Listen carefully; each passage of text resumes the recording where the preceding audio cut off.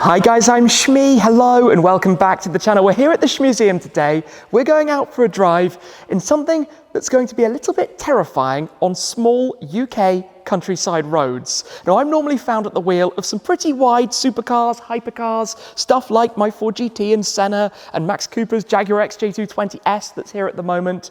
But no, today we're trading in hypercars for a Hypertruck. Hennessey have delivered the Mammoth 1000 based on the RAM TRX, and this is actually the very same car that I drove out in California last year. Armed with its Texas number plate, this thing has 1000 horsepower and it is enormous. The body is wider than my Ford GT mirror to mirror, and the mirrors stick out a long way, and that doesn't include this. Driving this thing on lanes around here is going to be a little bit scary. So let's have an experience for 1000 horsepower of 6.2 litre supercharged V8 here in the UK.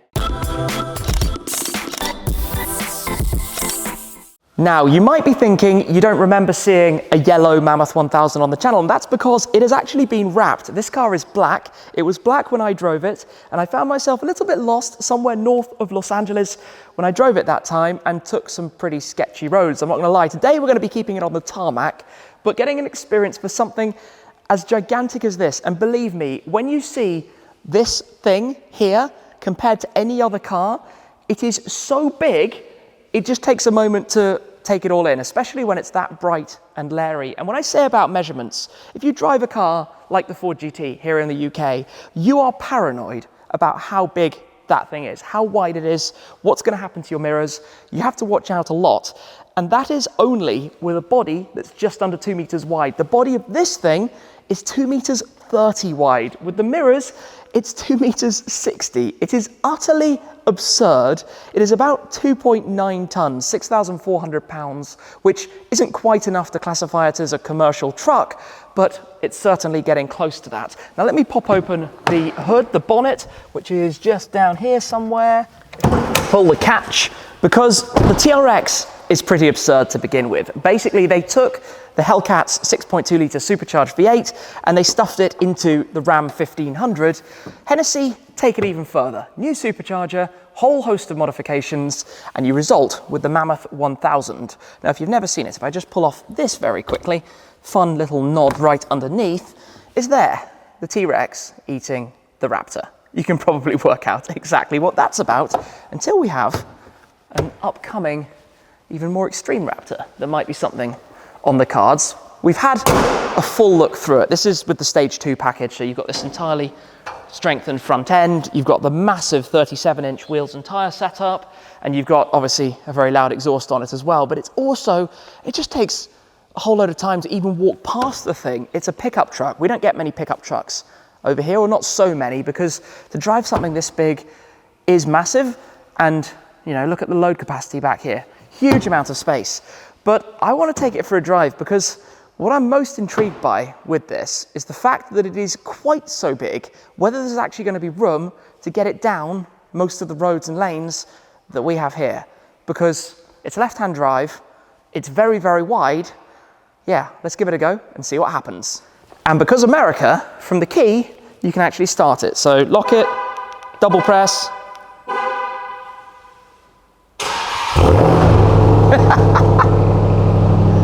That's just silly. That is really loud, really grumbly. Look at the size of the exhaust tailpipes back here, spitting out fuel onto the floor of the Shmuseum. Maybe that should be our next tow car. Who knows? 1000 horsepower. Right, let's pull it on out and go see what it's like. The amusing thing about this is my previous outing in this very car in California was on a day when it was overcast and drizzling, very British weather, whereas today is about 30 degrees Celsius, bright blue skies, and we have all of this to enjoy. Now, before we get into all of that in just a moment, a wedding car coming towards, I want to touch on driving cars on other continents. How cool is it that I've driven this car in the USA? There are only a handful of cars that up to this point I've driven on 2 continents. 2 of my own, the Ford GT, which obviously I've driven around Europe, but also over in the USA, my AMG GT Black Series that I've driven in all around Europe and in the UAE, but then 2 cars off the top of my head from manufacturers. One was a Bugatti Chiron Pur Sport that I drove at Bilsterberg in Germany before driving again in Miami, Florida. The other is a Gemballa Mirage GT version of the Carrera GT that I drove in the UAE in Dubai and then drove with its new owner in New Jersey in the USA. So this is some pretty cool company to be driving this alongside some really standout cars of my own and some hypercars. But here we are down a country lane, and a moment ago a Hummer H2 limo went the other way and I was looking down on it. I mean, Hummer H2 is obviously smaller than an H1, but it's still a big old thing, and in fact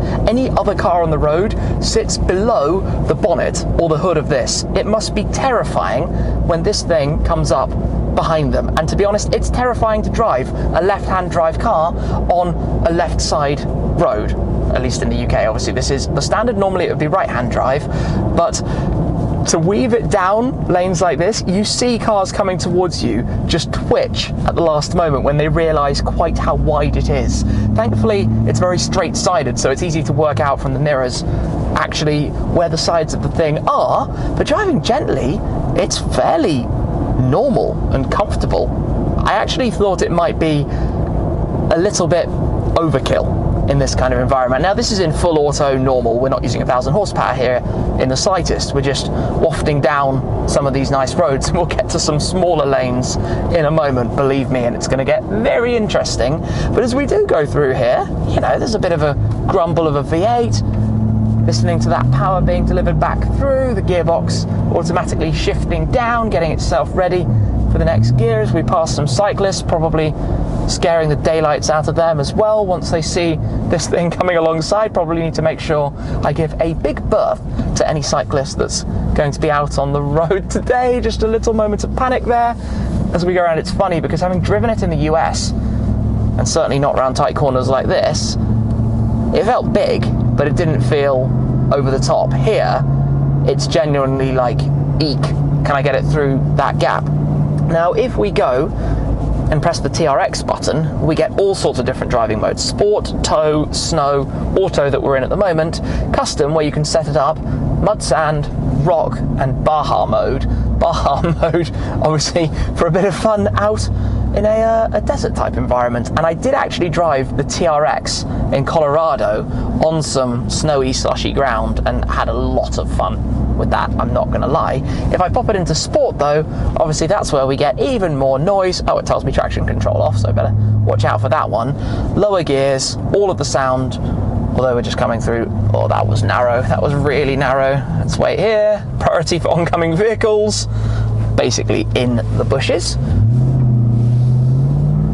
mean, listen to this thing. If I want even more sound, I can open the rear window, get all of the noise. I'm just waiting at the moment till we get out of this village on the other side and can actually maybe drop some gears manually and give it some and see what happens.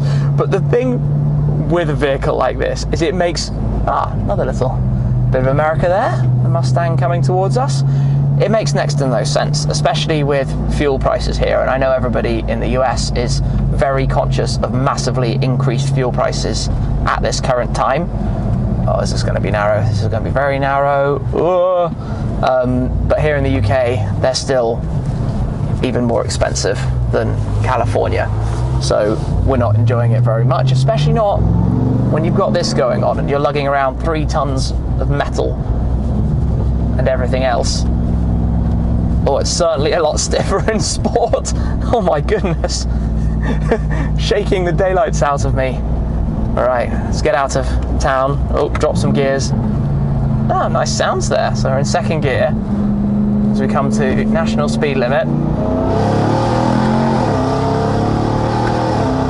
3 tons should not do that. It should not be possible. What on earth? That's ridiculous. And now I feel sorry for the cars in front. Look at this. We've got a small SUV in front of us, and I'm just looking completely down over the top of it. This thing's massive. The TRX is bigger than a normal Ram to begin with, taller, wider, all around crazier. And then you put it in this context. Look, KN coming towards. Gosh, just a different league of size and madness, really. Right, tight, twisty roads.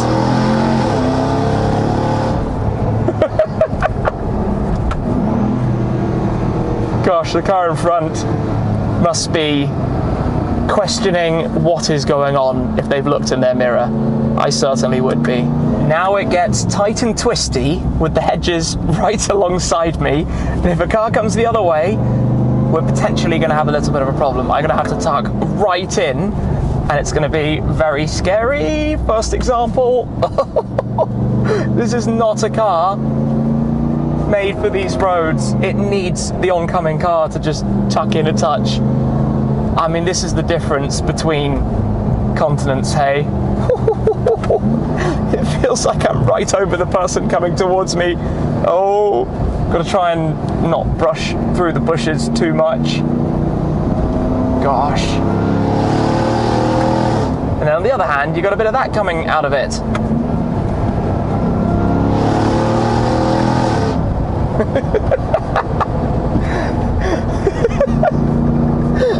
I'm not even going to drive at the speed limit. It's plenty scary enough going well under. Oh gosh. Whatever I come up behind down here would just run in fear of what's behind them. They can hear that. Even a normal Jeep just looks tiny. Threading this down a small lane like we're currently driving is not one for the faint-hearted. You need to have all your wits about you. Oh, that's really narrow. Even a little Mini coming the other way still feels narrow. That sound, the way it barks out of the back. We've still got a tunnel to come as well. Okay, definitely gonna have to slow here. With a van, oh my gosh. Yeah, this is definitely making me just pause for a moment. Oh my word, it feels so narrow.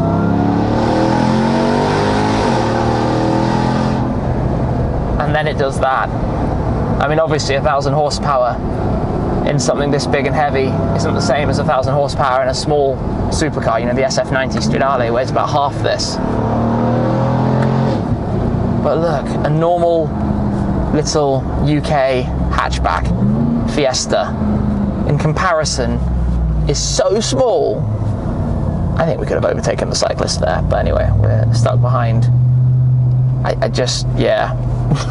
I don't have many words really to describe the ludicrousness of it. It's just a different thing here compared to driving this in America. It's so American. Well, Texas, right? Everything is bigger and faster. And that is very true. Bigger, faster, louder, more extreme, you name it, in every possible way.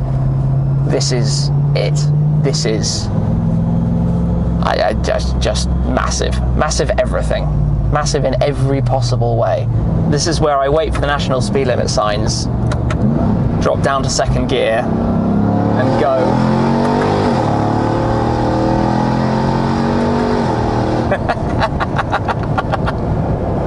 Oh, what a smile on the face doing that. A smile on the face, consuming many gallons of fuel though, in the process.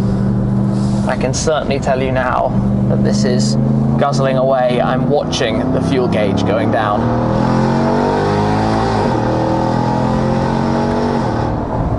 I mean, it's just monstrous. It's verging on monster truck territory. I mean, by UK standards, this is a monster truck. It is that level of huge and noisy and scary and in your face. And to be honest, I way prefer it in the bright yellow to in black.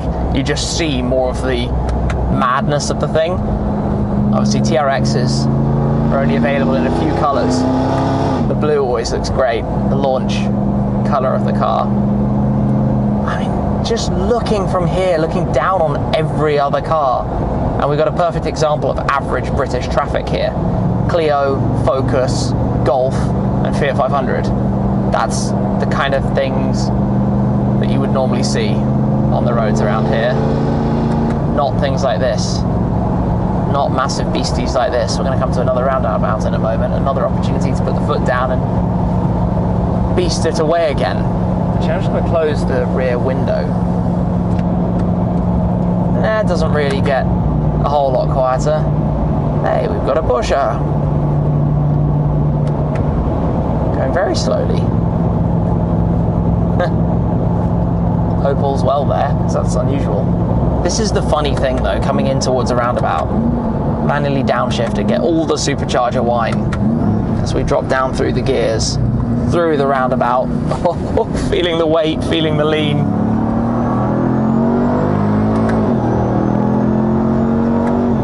Back on the power and back on the craziness. Do you know what? Let me press and hold the upshift, go back into drive, let me pop it back into auto.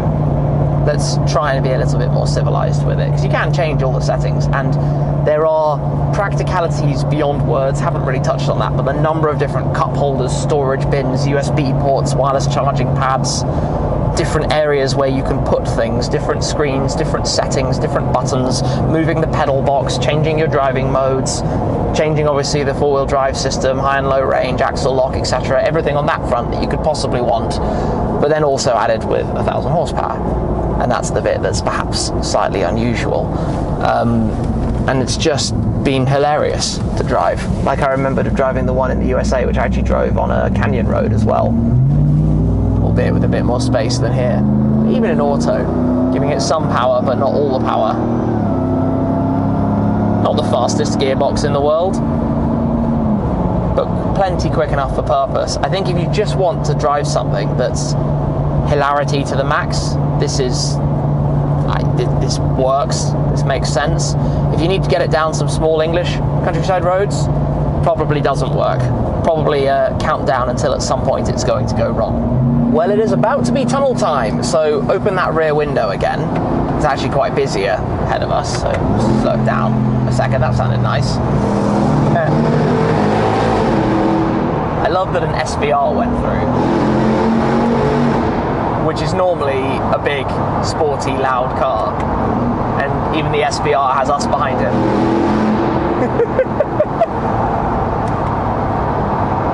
Drop it down second. Oh no, we're going too fast for second.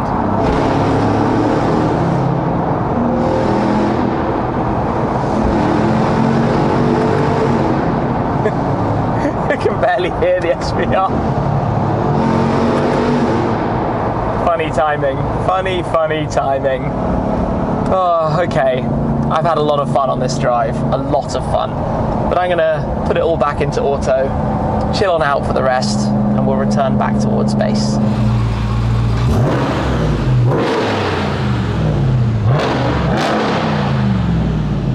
There are more storage areas and things in here than you would even know where to begin. There are also a few different plaques. The default TRX plaque on the center. You also have the Hennessey Mammoth 1000 plaque there with the serial number over the top of the trim.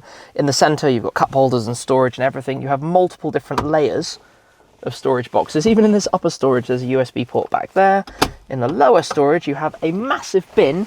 You've got the calculations and things on here as well. Sine, cos and tan calculations, SOHCAHTOA. Feels like learning maths at school. Inside here, have a look in here with the light on, there's even a graphic that shows you a person next to a TRX, next to a T-Rex, which gives you a sense of scale of quite how big and crazy this thing is. More cup holders, massive space in fact behind as well. You can obviously fold down all the seats and things. Yeah, it's a bit of a beastie inside here, a bit of a beastie. Grab handles, large glass roof as well, your controls for all the different windows and lights and everything that you want. It's like any kind of practical element that they could put into it, like having visors that move everywhere. It does everything, every single thing that they could possibly want this to offer. Right, ignition off, footsteps obviously come out. Let's hop out. And then of course, we just have this, I've run out of words to describe it. Obviously flatbed, you can actually open that from the key. Double press, drops down. Then I can try and do a not so dignified little hop up. Hey, that wasn't too bad. This is when you go out through the desert or the woodlands or whatever it is.